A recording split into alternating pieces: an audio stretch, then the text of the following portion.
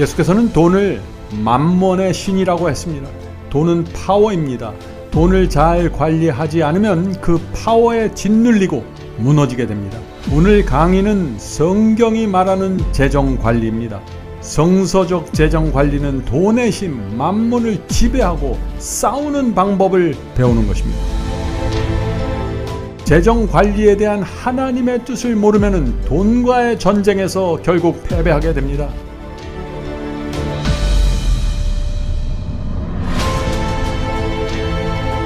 성도 여러분, 우리는 지금 전에 없던 시대를 통과하고 있습니다. 한 번도 느껴보지 못한 압박을 느끼고 있습니다. 경제적, 물질적, 정신적으로 메말라가고 있습니다. 돈이 말라가고 있는 기근의 시대가 되었습니다. 오늘 우리는 하나님의 재정 원칙이라는 특별한 진리를 살펴보려고 합니다. 지금 이 시대에 정말 중요한 진리입니다. 요즘 경제가 흔들리고 침체되면서 빚과 채무를 떠안게 되는 분들이 정말 많이 있습니다. 성도 여러분, 오늘 말씀을 꼭 들어보시기 바랍니다. 돈에 몰리고 계십니까? 열심히 일해도 항상 돈이 부족하다고 느끼시나요? 재정 관리에 대한 하나님의 뜻이 무엇인지 알기 원하십니까? 그런 분들은 오늘 강의를 꼭 들어보시기 바랍니다. 재물의 신 만몬에게 해방돼서 평강의 길로 들어가게 될 것입니다. 성경에는 빚에 관한 권면이 적어도 26번 등장하는데 모두 빚에 대하여 부정적으로 이야기한다. 성경은 돈을 빌리는 것을 죄라고 이야기하지 않는다. 하지만 그렇게 하는 것이 초래하는 나쁜 결과들에 대해서 분명히 이야기한다. 빚 자체는 죄가 아닙니다. 급할 때는 정말 친구나 가족에게 꼭 잠깐 융통을 할 수 있죠. 그러나 이 빚이 컨트롤되지 않을 때가 문제입니다. 이럴 때 우리 삶과 신앙에 무서운 문제, 무서운 결과들이 생길 수 있다는 것입니다. 잠언서 22장 26절부터 27절입니다. 너는 사람으로 더불어 손을 잡지 말며 남의 빚에 보증이 되지 말라. 보증 쓰지 말라는 거죠. 보증이 되지 말라. 만일 갚을 것이 없으면은 빚을 졌는데 갚지를 못하면은 내 누운 침상도 빼앗길 것이라. 내가 어찌 그리 하겠느냐. 빚을 갚지 못하고 또 보증을 서서 그걸 책임지지 못하면 어떻게 된다 그랬어요? 침상을 뺏긴다 그랬습니다. 잠자리를 뺏긴다는 것이죠. 물론 이게 집을 잃어버려서 잠자리를 뺏긴다는 의미도 있지만은 또 다른 의미는 뭐예요? 빚을 져서 갚지 못하면 그 두려움과 불안 때문에 밤에 잠을 자지 못한다는 것입니다. 잠자리를 잃어버려요. 침대에 누워있지만 잠을 못 자는 것입니다. 여러분들 그런 경험 해보셨습니까? 이런 상태에서는 영적인 경험과 신앙이 될까요? 안 될까요? 안 된다는 것입니다. 사탄은 어떤 빚을 통해서 우리가 영적인 신앙적인 삶을 살지 못하러 끌고 가는 것이에요. 그것이 사탄이 노리는 것입니다. 그래서 이 성경이 재정과 채무에 대해서 이야기하고 있다는 것입니다. 우리를 구원하고 보호하기 위해서죠. 말세는 이 빚이 채무가 지배하는 시대입니다. 그래서 이 그리스도인이 돈의 관리가 안 되고 문제가 생기면, 재정에 문제가 생기면 영적으로 무너지는 것입니다. 사탄이 우리를 공격할 때는 어떻게 갑자기 뿔을 달고 공격하는 게 아니라 돈을 통해서 공격한다는 것이죠. 그래서 우리가 오늘 이 과목이 중요한 것입니다. 성도 여러분, 옛날에는요 빚이 없이도 살아갈 수 있었어요.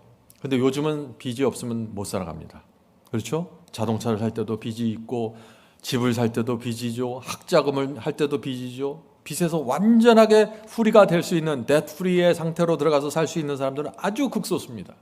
대부분은 빚을 끼고 살아가는 것이죠. 그런데 이 빚이 어떤 수위를 넘어가면은 그때부터 문제가 된다는 것입니다. 빚이 있어도 전혀 스트레스 안 받는 사람들이 있어요. 그런데 어떤 사람들은 극심한 스트레스로 들어간다. 그렇게 되면 어떻게 해요? 말씀대로 살 수 없는 상황으로 넘어가 버리는 거죠. 만몬의 손으로 들어가게 되는 것입니다. 그래서 조심해야 되는 것이에요. 자, 이 빚이 무서운 이유가 있습니다. 빚을 질 때는 처음부터 갚지 않으려고 지는 사람은 하나도 없을 거예요. 빚을 질 때는, 채무를 할 때는 항상 갚을 계획을 하고 채무를 하는 것이죠. 은행에서 돈을 빌릴 때도 마찬가지고. 그런데 왜 문제가 생기냐? 예측할 수 없기 때문입니다. 예측할 수 없어요. 처음 빚을 질 때 난 분명히 갚을 수 있다고 생각했는데 갑자기 상황이 뒤틀릴 수 있습니다. 요즘 보세요. 요즘 시대가 갑자기 뒤틀릴 수 있는 그런 시대라는 것입니다. 그래서 이 시대에 빚을 갖고 지금 이 상황에서 빚을 갖고 있는 사람들은 굉장히 어려운 상황 속에 들어갈 수 있다. 자, 하나님께서 우리를 인도하시는 방법이 이것입니다. 신명기 28장 1절부터 2절. 내가 내 하나님 여호와의 말씀을 삼가 듣고, 지금 이 성경절에서 무엇을 전제 조건으로 하나님께서 우리의 재정을 책임져 주시는데 무엇을 전제 조건으로 내놓나 잘 보세요. 삼가 듣고 내가 오늘날 네게 명하는 모든 명령을 지켜 행하면 내 하나님 여호와께서 너를 세계 모든 민족 위에 뛰어나게 하실 것이라. 네가 내 하나님 여호와의 말씀을 순종하면 이 모든 복이 네게 임하여 네게 미치리니. 12절입니다. 여호와께서 너를 위하여 하늘의 아름다운 보고를 열으사. 하나님께서 우리를 위해서 하늘의 보물 창고를 여시겠다는 것입니다. 여르사 내 땅에 때를 따라 비를 내리시고 내 손으로 하는 모든 일에 복을 주시리니 내가 많은 민족에게 꾸어 줄지라도 너는 꾸지 아니할 것이요. 환상적인 말씀 아닙니까? 모든 사람이 꿈꾸는 말씀이죠. 꾸어 줄지라도 너는 꾸지 아니할 것이라. 나눠주지만은 빌리지는 않겠다는 것입니다. 하나님께서 우리를 이런 상태로 인도하신다는 것입니다. 근데 조건이 있어요. 신명기 28장의 조건이 뭐예요? 하나님의 말씀대로 순종하면, 그것이 조건입니다. 말씀 밖으로 튀어나가서 내 마음대로 살면은 그때는 하나님께서 어떻게 보호해 주실 수가 없는 것이죠. 말씀대로 순종하면 돈을 빌리면서 살지 않을 수 있다 하는 것입니다. 다시 말해서 하나님께서 성경에 기록해 두신 이 재정 원칙대로 순종해서 살아가면은 하늘의 보고가 열리고 복을 받게 되고 돈을 빚지지 않고 살아갈 수 있을 거야. 너희가 너희 잠자리 침상을 뺏기지 않을 거야. 이 말씀을 하시는 것입니다. 성도 여러분, 이 돈을 쉽게 생각하시면 큰일 납니다. 예수께서는 이 돈을 뭐라고 그러셨어요? 만몬이라고 했습니다. 만몬. 돈은 만몬신이라고 했어요. 예수께서 말씀하신 것 중에 하나님과 대적하는 신으로 돈을 올려놓은 것입니다. 사람들은 돈을 섬기든지 하나님을 섬기든지 둘 중 하나를 결정하게 될 것이다. 그만큼 돈은 엄청난 파워라는 것입니다. 유튜브에 보면은요, 재정 상담에 대한 많은 강의들이 있습니다. 모든 강의가 근데 이 빚 때문에 고통당하는 이유들을 설명하는데, 강의를 들어보면 이 빚의 이유에 대해서 설명을 해요. 빚에 짓눌리는 이유. 첫째는 무지입니다. 자, 읽겠습니다. 첫째, 무지이다. 많은 사람들, 심지어 고등교육을 받은 사람들조차도 재정적으로 무지한 경우가 많다. 돈을 관리하는 성경적 또는 세상적인 원칙을 배워본 적이 없는 것이다. 많은 분들이 나이가 들지만 수학을 잘하고 물리를 잘하고 화학을 잘해도 돈을 관리하는 법칙, 재정 법칙을 배우지 못해서 무너진다는 것입니다. 무지해서 무너진다는 것입니다. 많이 버는 게 중요한 게 아니라 관리가 중요한 것이에요. 그래서 적게 벌어도 관리를 잘하는 사람들은 행복하게 살고 침상을 뺏기지 않을 수 있는 것입니다. 근데 많이 벌어도 관리를 못하면 어떻게 해요? 잠자리를 뺏기고 밤에 뒤척거리게 된다는 것이죠. 그래서 미국에 보면은요, 이 교회들을 다니면서 그리스도인들을 대상으로 크리스천 파이낸셜 어드바이서들이 있어요. 그리스도인들을 상대로 해서 재정적으로 상담해주는 이 전문가들이 있습니다. 저도 미국에 있을 때 몇 번 들어봤는데 그 내용이 참 유익합니다. 우리 그리스도인들에게. 그 일반적으로 미국에서는 이런 얘기들을 많이 합니다. 주택 대출이나 여러분들이 살고 있는 집에 그 은행에서 대출 받죠? 주택 대출이나 월세가 내 수입의 30% 이하로 관리하라고 조언합니다. 내 수입의 30% 이하에서 월세를 내고 집 대출을 받아야 된다. 그렇지 않으면 이 선을 넘어가면은 위험해져서 불안해진다는 것이죠. 한국은 물론 상황이 다를 수 있습니다. 그러나 중요한 포인트는 이거예요. 지출을 가능한 한 낮은 수준에서 유지하면서 신앙을 하라는 것입니다. 지출을. 매달 나가는 돈의 지출을 줄이려는 것이죠. 이건 전쟁이에요, 여러분. 이건 줄이는 게 아니라 전쟁이에요. 누구하고 전쟁이에요? 만몬하고 전쟁입니다. 만몬은 지출을 끊임없이 늘리도록 우리를 끌고 가는데 하나님께서는 지출을 줄이라고 요구하는 것입니다. 만몬하고 싸워서 이기기 위해서. 전쟁입니다, 이것은. 자, 매달 정기적으로 나가야 될 돈의 그 액수가 높으면 어떻게 될까요? 삶이 아슬아슬해집니다. 아슬아슬해져요. 조금만 재정의 문제가 생기고 조금만 이 사회의 경제의 문제가 생기면 어떻게 돼요? 큰 고민으로 들어가는 것입니다. 이거는 내가 컨트롤할 수 있는 밖에서 문제가 생깁니다. 그래서 이게 참 어려운 거예요. 그래서 성경이 말하는 재정 관리는 돈의 신, 만몬을 지배하고 싸우는 방법을 가르쳐주고 있는 것입니다. 그래서 이 성경 말씀을 읽을 때 집요하고 치열한 표현들을 써요. 잠자리를 뺏긴다, 침상을 잃어버린다, 이런 엄청난 표현들이 나오는 게 만몬하고의 전쟁이기 때문에 그래요. 전 젊었을 때요, 이런 표현들을 잘 이해하지 못했어요. 아니 뭐가 이렇게 문제라고, 이런 문제를 안 당해봤으니까 몰라서 하는 얘기죠. 자, 빚 때문에 무너지는 두 번째 이유. 두 번째 이유는 둘째는 욕심 또는 이기심이다. 말세의 가장 큰 고통이 뭐라 그랬죠? 의인들이 당하는 고통.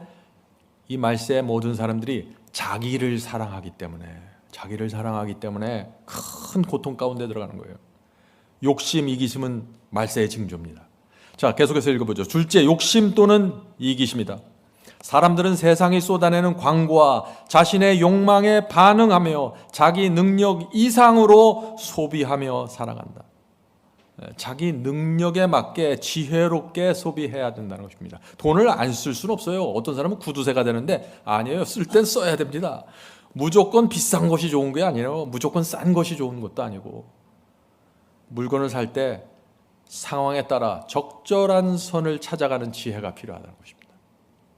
기도해야 돼요. 이게 정말 필요한 건지. 자, 계속해서 읽어보겠죠. 자기 능력 이상으로 소비하며 살아간다. 자신들이 감당할 수 없는 집에 살며 차를 몰며 옷을 입는다. 이렇게 사는 사람들의 대부분은 하나님께 11조를 바칠 여력이 없다고 생각한다. 쓸 돈 다 쓰고 나서 나는 헌금을 못 드립니다. 난 너무 어렵습니다. 자꾸 이런 얘기를 한다는 것이죠. 계속해서 읽어보죠. 그 결과 그들은 하나님께서 약속하신 지혜와 축복들을 경험하지 못한 채 살아간다. 이건 굉장히 중요한 포인트입니다. 돈에 쪼들리고 쫓기듯이 살잖아요. 그래서 헌금도 제대로 못 드릴 정도가 돼버리잖아요. 그럼 어떻게 돼요? 성경이 말하는 하나님의 약속과 그 축복이 어떻게 우리에게 오고 어떻게 우리가 누리는지 감도 잡지 못해요. 왜? 이 사람은 항상 스트레스에 짓눌려서 살기 때문에. 그래서 신앙의 실체를 보지 못하게 된다는 것이에요. 자, 계속해서 읽겠습니다. 이런 사람들은 그 쪼달리면서 사는 사람이죠. 하나님의 약속과 축복을 이해하지 못하는 사람들, 이런 사람들에 위한 희망이 남아있지만 여전히 희망이 있다는 것입니다. 우선 그들에게는 마음의 변화가 필요하다. 어떤 사람들이요? 욕심과 이기심 때문에 자꾸 지출에 문제가 생기는 사람들, 마음의 변화가 필요하다는 것입니다. 가진 것에 만족하는 마음을 갖는 것이다. 성도 여러분, 가진 것에 만족하는, 자족하는 신앙을 배워야 한다는 것입니다. 중요합니다. 하나님께서 내 손에 쥐어주신 이것에 만족해야 됩니다. 여기서 만족이 안 되면 어떻게 될까요? 욕심이 생기고 이기심으로 살다가 만몬에게 잡혀버리는 것이죠. 그래서 재정 원칙, 성경이 말하는 재정 원칙을 한마디로 제가 요약을 하면은 이것입니다. 제가 이렇게 요약을 하겠습니다. 나를 위해서는 근검 절약하고 나를 위해서는 아껴 써야 돼요. 그런데 어려운 남들을 위해서는 자비롭게 사용하고 복음 전파를 위해서는 아까워하지 말라는 것입니다. 이 길을 정말 잘 걸어가면은 하나님께서 필요한 것을 공급해 주면서 내 삶을 풍요롭게 끌어주신다는 것입니다. 이것이 만몬을 이기는 방법이에요. 근데 많은 분들이 이것과 거꾸로 갑니다. 거꾸로 어떻게 가요? 나를 위해서는 아낌없이 써요. 그리고 어려운 자들을 위해서는 절약을 합니다. 그리고 복음을 위해서는 아까워하죠. 거꾸로 가는 것입니다. 그렇게 할 때 하나님의 축복과 약속을 붙잡지 못하는 거예요. 이게 어떻게 흘러나오는 길을 내가 막아버리는 것입니다. 제가 처음부터 말씀드렸죠. 하나님의 하늘의 복원은 어떻게 열리냐면은 하나님께서 성경에 기록한 그 원칙대로 살아갈 때 열리는 거예요. 그 열쇠가 들어가야 그분이 열리는 것이에요. 그래서 사람들이 나를 위해서는 아끼고 다른 사람들을 위해서는 자비롭게 사용하고 복음 전파를 위해서 아끼지 말라 하는 말을 하면 그렇게 갖고 삶이 돼? 그래 갖고 경제가 돌아가? 이렇게 생각하는 것이죠. 이것은 믿음으로 가는 것입니다. 자, 빚에 무너지는 세 번째 이유는 빚에 무너지는 세 번째 이유인데 이것은 자기 책임이 아닙니다. 어떤 면에서 이건 어쩔 수 없는 상황이 벌어진다는 것입니다. 셋째는 개인적인 불행 때문이다. 치료비를 감당할 수 없는 심각한 병에 걸리거나 낭비병이 심한 배우자로 인해 어려움을 당할 수도 있고 자연재해로 인해 모든 것을 잃어버릴 수도 있다. 아니면 애초에 어려운 형편에 있는 가정에서 태어날 수도 있다. 이러한 상황에 처한 사람들을 위한 희망도 있다. 여전히 희망이 있다는 것입니다. 비록 다른 사람들보다 어려운 상황에 처했을지라도 그들의 문제 또한 극복될 수 있다. 이런 분들 우리 주변에서 보면 정말 마음이 아프죠. 아내 때문에, 남편 때문에 큰 돈을 잃어버리고 재정적인 큰 빚에 허덕이는 분들 있죠.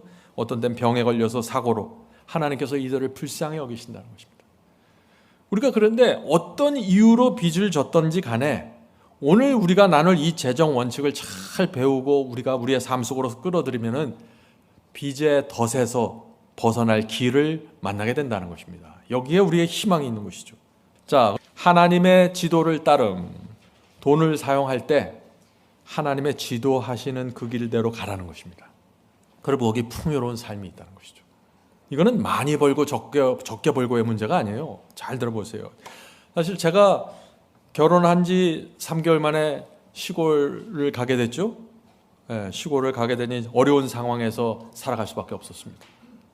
저희 부부는 이 성경의 재정 원칙을 살펴볼 필요가 별로 없었어요.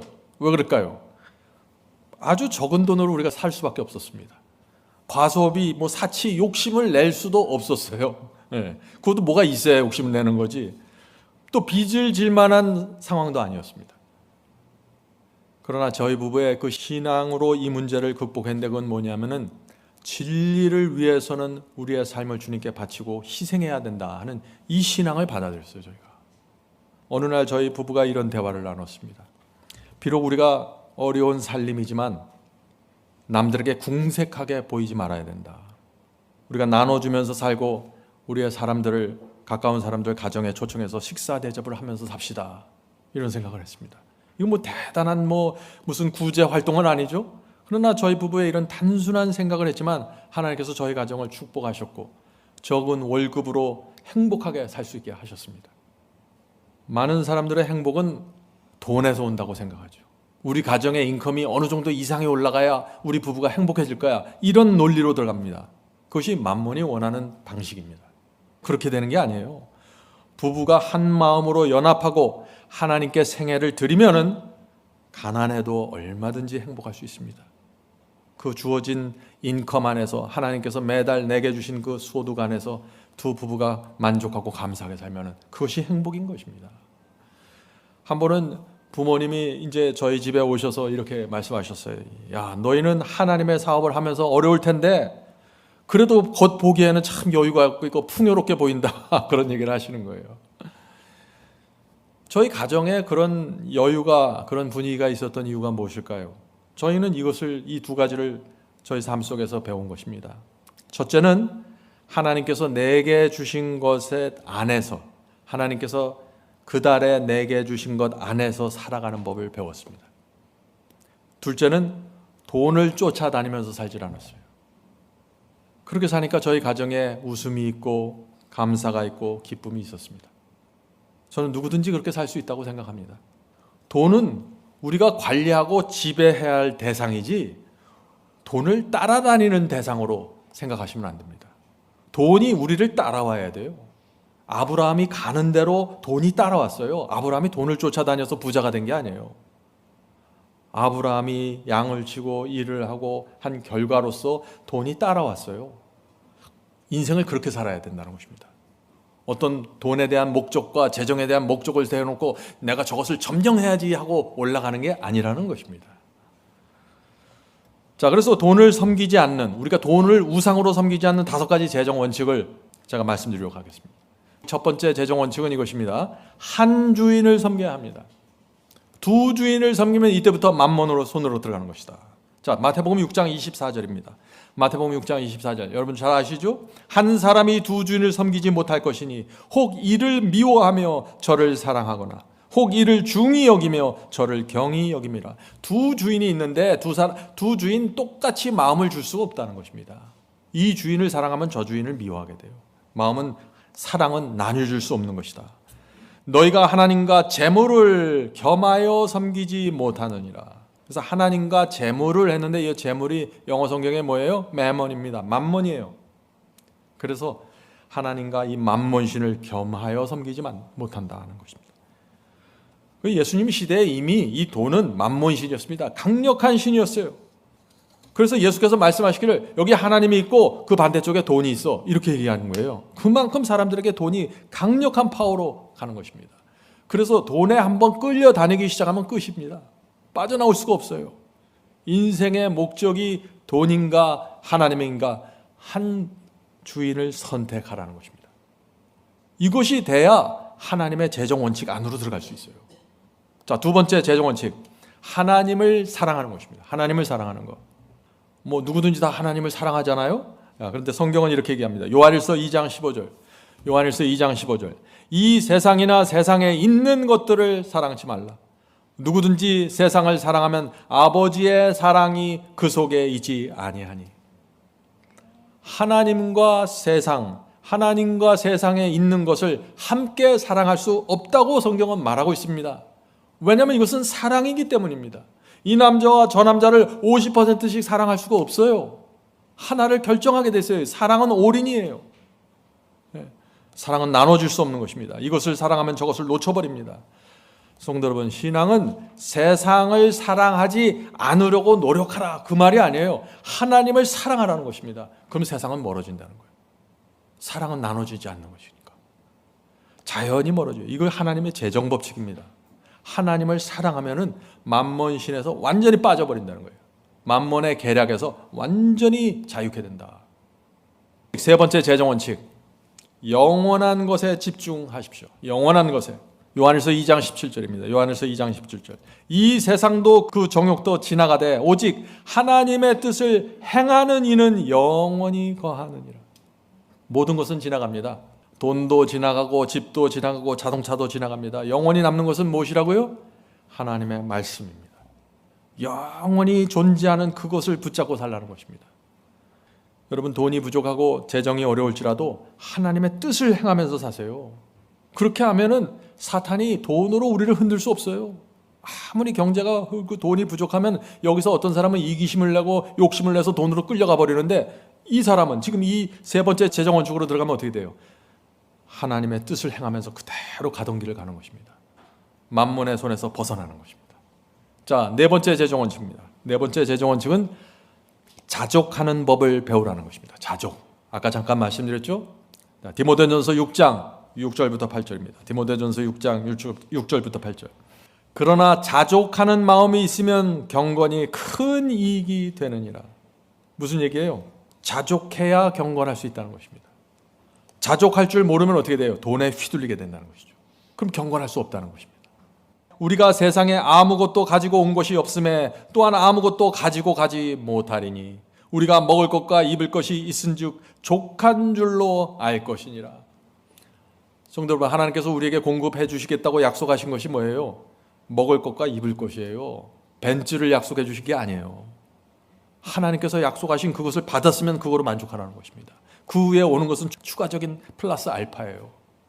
그래서 이 만몬을 이기는 이 네 번째 원칙은 뭐예요? 하나님께서 그달 내 손에 주어진 것에 만족하라고 감사하는 것입니다. 하나님께서 내 손에 주어진 것에 만족하면 어떻게 될까요? 이 좋은 장점들이 나오죠. 뭐가 나옵니까? 다른 사람하고 비교 안 해요. 내 주머니에는 이게 들어왔는데 다른 사람 주머니에 뭐가 들어갔나 비교하지 않습니다. 그래서 감사하고 행복한 거예요. 근데 자족하지 못하면 어떤 문제가 생길까요? 자족하지 못하면은 자꾸 다른 사람과 비교하게 되겠죠. 다른 사람을 부러워하게 되고, 비교하고 부러워하면 그 다음에 뭐가 와요? 욕심이 올라오게 되는 것입니다. 내가 가진 것에 만족하지 못하잖아요. 또 하나의 증세는 뭐냐? 다른 사람을 정죄하게 돼요. 나보다 더 가진 자들을 정죄하고, 나보다 더 좋은 집, 나보다 더 좋은 차를 타고 다니는 사람들 나도 모르게 자꾸 정죄해요. 이런 문제에 빠질 수가 있는 것입니다. 성도 여러분, 하나님께서 우리 각 사람을 각자의 길로 인도하시는 것입니다. 그 사람이 가는 길과 내가 가는 길은 다른 거예요. 그 길과 내 길을 자꾸 비교할 필요가 없는 것입니다. 내가 가는 길에 만족하십시오. 그래야 하나님께서 우리의 인생을 행복하게 인도하십니다. 정말 중요합니다. 오늘 우리가 나눈 이 원칙들 속으로 들어가면은 정말 여러분이 가지고 있는 형편, 가지고 있는 집, 자동차, 그 삶 속에서 완전히 만족하면서 살게 돼요. 그러면 신앙이 확고하게 세워집니다. 자, 다섯 번째 원칙. 이거 중요합니다. 5번째 원칙. 많이 심어야 많이 거둡니다. 고린도후서 9장 6절입니다. 고린도후서 9장 6절. 이것이 곧 적게 심는 자는 적게 거두고 많이 심는 자는 많이 거둔다 하는 말이로다. 자, 여러분들 다들 추수 많이 하기 원하죠? 많이 거두기 원하면은 많이 심어야 되잖아요. 많이 심어야 됩니다. 자, 그런데 심는 게 뭐냐 이게 성경에서 심는 게 어려운 자를 돕는 것, 심는 것입니다. 복음을 위해서 바치는 것, 심는 것입니다.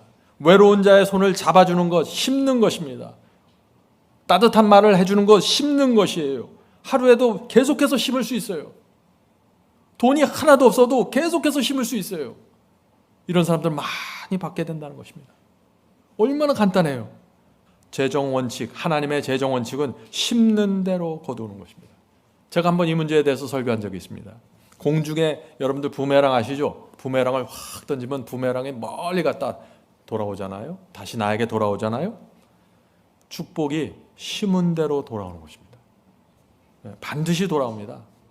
적게 심고 억지로 심고 아까운 마음으로 심으면 잘 안 돌아와요. 하나님께서 제정해 주신 이 원칙대로 그렇게 심을 때 풍요롭게 돌아오는 것입니다. 근데 이게 부메랑처럼 내가 심잖아요. 가난한 자, 어려운 자, 외로운 자 계속해서 심으면서 사는데 금방금방 이 부메랑이 돌아오질 않아요. 시간이 걸려요.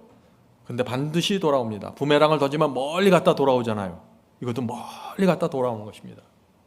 그래서 어떤 때는 내가 이 축복을 받는데 받는지도 모르고 받게 돼요. 성도 여러분, 오늘 우리가 배운 이 재정 원칙대로 살아갑시다. 그러면 이 교회가 얼마나 풍요롭게 되고 여러분의 가정이 얼마나 행복하고 풍요로워질지 근심 걱정에서 해방돼 버리는 것입니다.